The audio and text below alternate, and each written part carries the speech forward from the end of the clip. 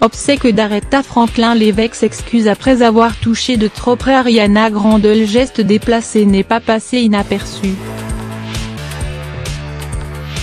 Les dernières semaines ont été marquées par 2 décès de poids aux États-Unis.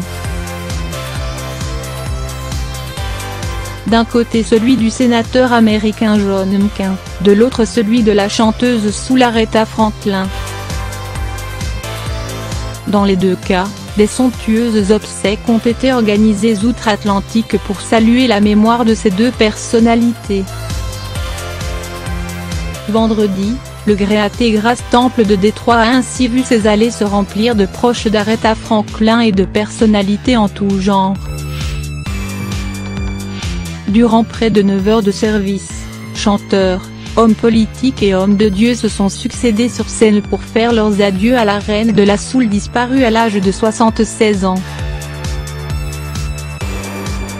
C'est à cette occasion que la jeune star Ariana Grande a interprété le classique « You Make Me Feel Like a Natural Woman ». Malgré la qualité de la prestation, l'attention des téléspectateurs s'est rapidement fixée sur un autre élément, la main de l'évêque Charles Reilly.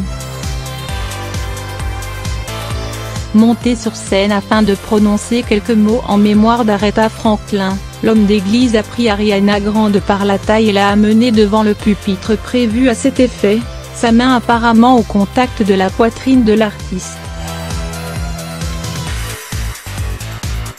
Visiblement mal à l'aise, la jeune femme a un instant semblé chercher de l'aide du regard et sans succès.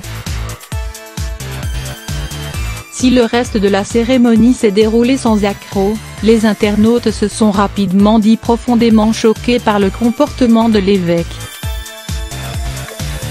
Plusieurs d'entre eux estiment en effet que l'homme d'église a commis un attouchement sur la jeune femme en toute impunité. Un hashtag voit alors le jour en ligne, #RespectAriana. La polémique prend alors une telle ampleur que l'évêque en personne se voit obligé de réagir publiquement aux critiques qui le visent. Ça n'a jamais été mon intention de toucher les seins de quelque femme qui soit, a-t-il assuré à l'agence de presse AP. Je ne sais pas, je pense que j'ai passé mon bras là autour d'elle. J'ai peut-être dépassé les bornes, peut-être été trop amical ou familier, mais je présente mes excuses. Je serre tous les artistes dans mes bras, hommes et femmes. La dernière chose que je souhaite faire est détourner l'attention du public. Cette journée était dédiée à Aretha Franklin.